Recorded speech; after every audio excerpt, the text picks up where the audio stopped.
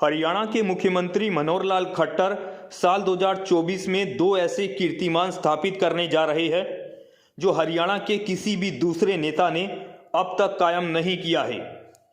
जी हां, वैसे तो हरियाणा की पॉलिटिक्स में चौधरी देवीलाल, चौधरी बंसीलाल और चौधरी भजनलाल की तिकड़ी सबसे ज़्यादा कामयाब रही है और तीनों का ही अपने अपने कार्यकाल में डंका बजा है। लेकिन अब इस तिकड़ी के साथ चौकड़ी भी बन गई है और चौकड़ी का चौथा नाम है मनोहर लाल खट्टर।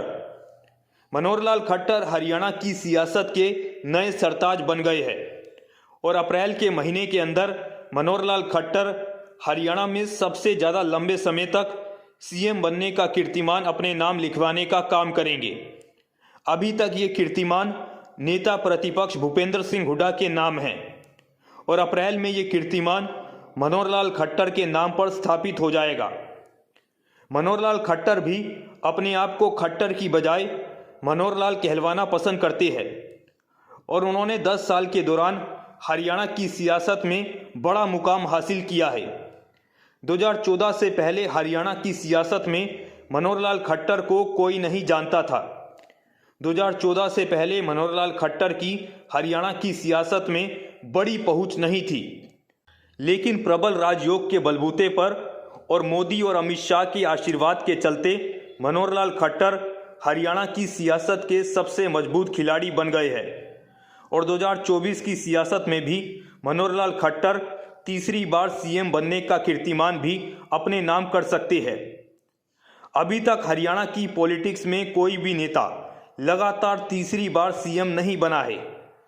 वर्तमान हालात बता रहे हैं कि मनोहर लाल खट्टर लगातार तीसरी बार सीएम पद की शपथ ले सकते हैं और सबसे बड़ा और दूसरा कीर्तिमान भी अपने नाम कर सकते हैं।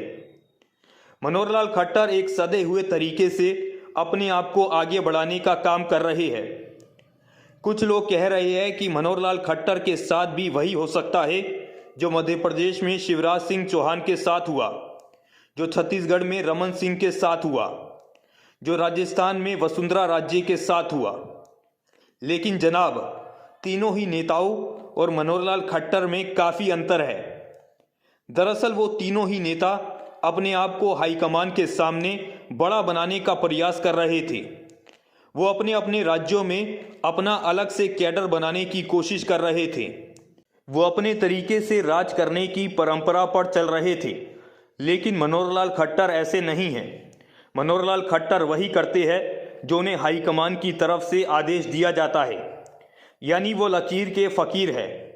ऊपर से जो आदेश आते हैं उसके हिसाब से वो काम करते हैं।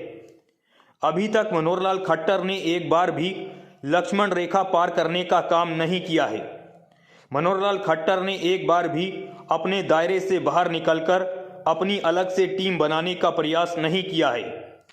मनोहर लाल खट्टर ने एक बार भी पार्टी की सोच और पार्टी की दिशा बदलने का काम नहीं किया है। यही वजह है कि 10 साल के इस कार्यकाल में मनोहर लाल खट्टर आज भी मोदी और अमित शाह के सबसे करीबी नेताओं में शामिल है।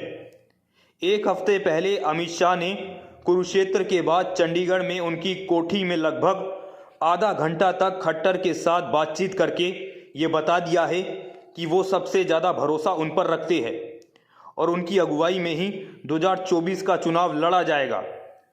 2014 के समय मनोहर लाल खट्टर पीएम मोदी के ही नज़दीक थे, क्योंकि दोनों ने हरियाणा में पहले साथ साथ काम किया था, इसलिए दोनों में परफेक्ट ट्यूनिंग थी। 2014 से लेकर 2019 तक अमित शाह के साथ मनोहर लाल खट्टर की ज़्यादा बेहतर ट्यूनिंग नहीं थी।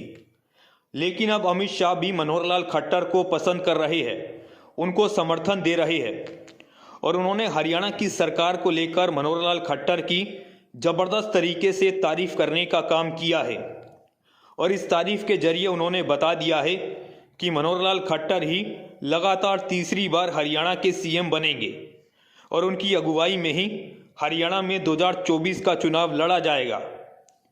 फिलहाल के लिए इतना ही। ऐसी ही तमाम अपडेट्स के लिए देखते रहे न्यूज़ ब्रॉडकास्ट 24। नमस्कार।